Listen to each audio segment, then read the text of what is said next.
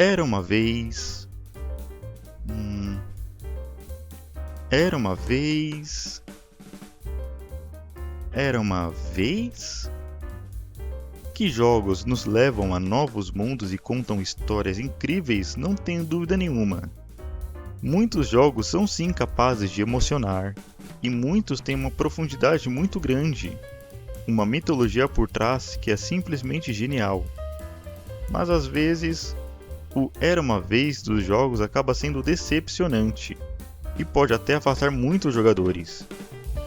Onde deveria na verdade ser o pontapé inicial para que o jogador se sinta interessado naquele jogo, acaba sendo frustrante. Mas, agora, como exatamente é feito um início de jogo capaz de prender a atenção do jogador por tempo suficiente para que ele fique interessado em saber como o jogo termina? Eu me chamo Pedro Guilherme e este é o Metagames, um canal onde eu tento explicar um pouco sobre a arquitetura e o design dos jogos.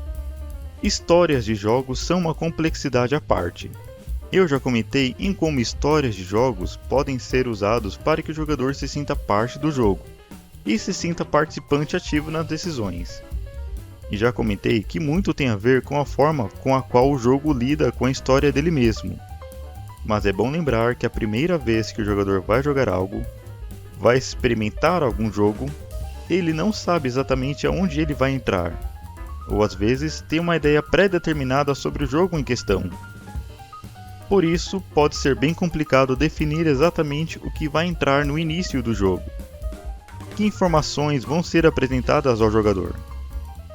O desenvolvedor pode cair numa armadilha muito grande aqui, pois como ele está envolvido com a história já, ele sabe as nuances e detalhes de como o jogo vai funcionar e já sabe como a narrativa é, e ele precisa determinar o que vai ser apresentado no começo do jogo para que o jogador não saiba de informações sobre a história do jogo antes da hora.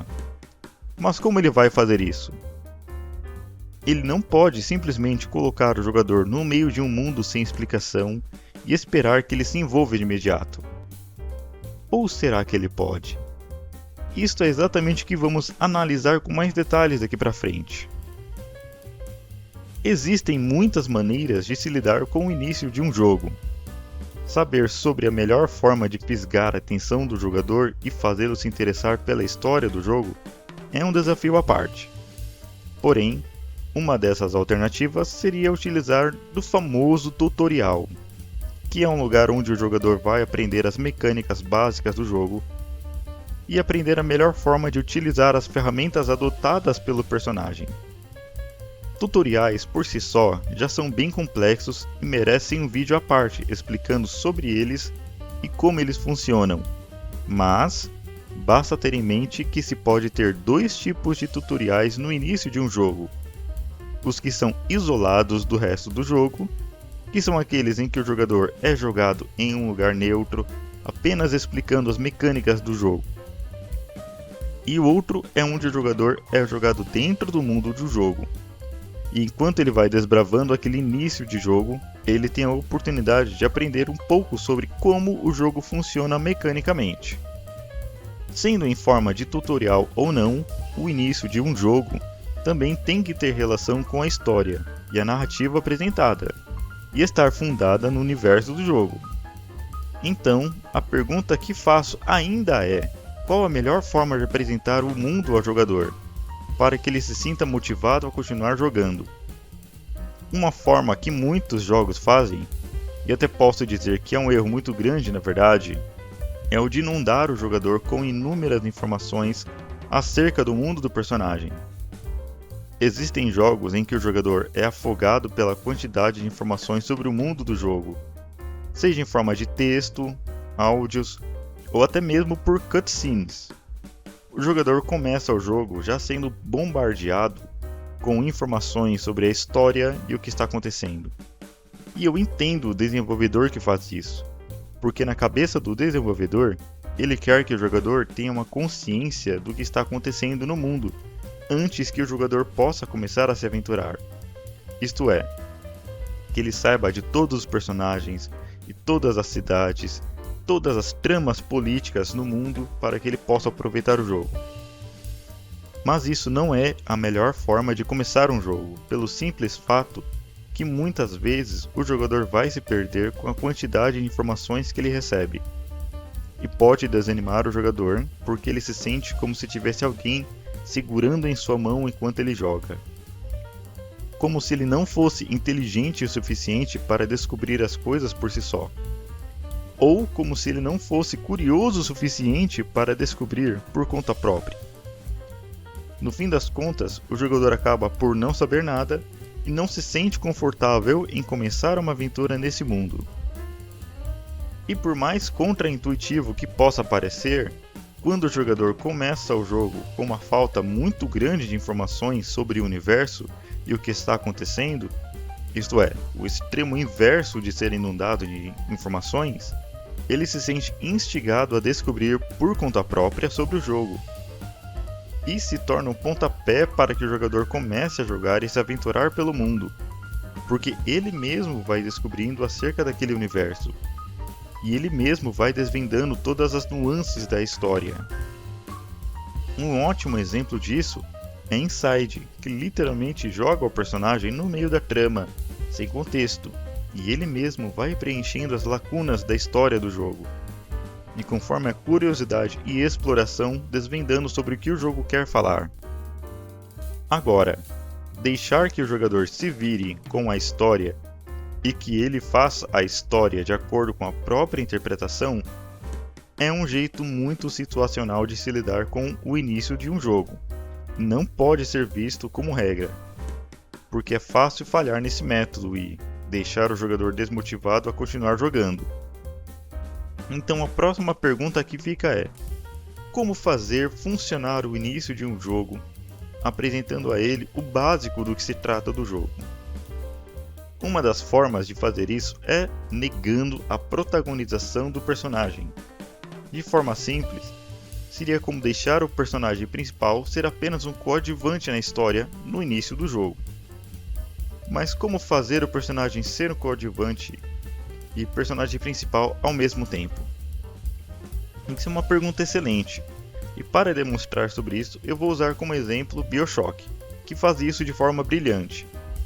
Vejamos passo a passo como acontece o início do jogo.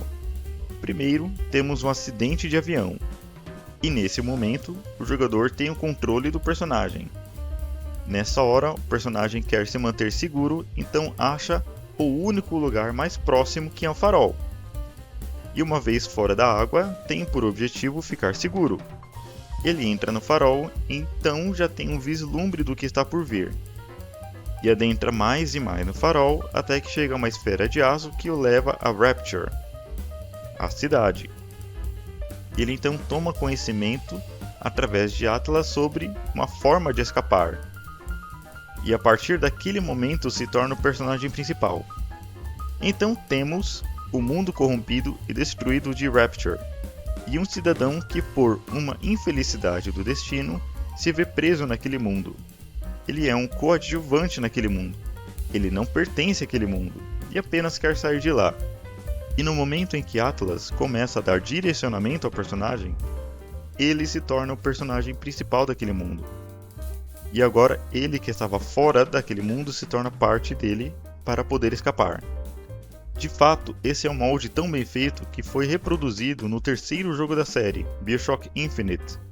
O personagem começa como um cidadão à parte, vai para um farol única e exclusivamente para realizar um trabalho, e de lá ele, sendo apenas um cidadão à parte, tem conhecimento do mundo e começa a fazer parte dele, então sendo o protagonista. Mas não é a única forma de fazer com que o jogador queira saber mais e queira jogar mais depois dos primeiros 30 minutos de jogo. BioShock é um exemplo bem específico apenas, mas existem outras maneiras de iniciar um jogo de forma satisfatória, como em The Witcher 3, onde tem um tutorial e no fim do mesmo o jogador tem um vislumbre do que está por vir. E se você percebeu bem, tem um padrão de começo de jogos de sucesso, onde o personagem tem uma breve visão do que está por vir e enfrentar. É claro, sem inundar o jogador com um número excessivo de informações. somente o básico do que ele vai enfrentar e o mundo em que está inserido. Dar uma pequena prévia do mundo e do que o jogador vai enfrentar é uma boa forma de iniciar o jogo, pois ele se sente desafiado a explorar e enfrentar o perigo. Mas também pode-se usar uma forma diferente de iniciar um jogo, que é uma forma bem simples, mas que pode funcionar lindamente, que é a forma de mudança de mundo. O que eu quero dizer com mudança de mundo? A resposta é bem simples, na verdade. É uma forma de apresentar ao jogador um mundo onde acontecem coisas mundanas ou simples, sem muita preocupação com uma história de heroísmo. E então acontece algo que muda tudo, e o personagem se vê em outra realidade, tendo que resolver algum problema. Dois exemplos ótimos são de Tales of Berseria e Ni no Kuni, que ambos usam o mesmo princípio para introduzir o jogador ao mundo. Tanto Tales of Berseria quanto Ni no Kuni começam com um personagem mundano e simplório, vivendo uma vida sem muitas preocupações. E então acontece algum evento específico que muda completamente a vida dos personagens. E agora eles devem lutar para alcançar os seus objetivos. Dessa forma, o jogador é introduzido ao jogo e à história da mesma forma que o personagem. Ele se sente mais atraído pelo jogo porque foi ele que foi trazido junto com o personagem para esse novo universo e essa nova realidade. Existem inúmeras maneiras de se introduzir um jogador na história, e eu poderia passar horas falando sobre formas de como iniciar um jogo para que o jogador se sinta instigado a continuar jogando. Mas é bom lembrar que, seja tirando a protagonização do personagem ou uma mudança de universo, ambas as formas têm como base levar o jogador consigo para essa viagem, para que ele seja devidamente colocado no meio da história do jogo e se sinta parte do mundo. A maior lição que se pode tirar é de que o jogador não é apenas um indivíduo que vai experimentar um jogo, e sim vai ser parte dele. Se você gostou desse vídeo, clique em gostei e se inscreva no canal, porque vão ter muito mais vídeos falando sobre outras mecânicas e outros elementos de design de jogos. Eu fico por aqui, até uma próxima.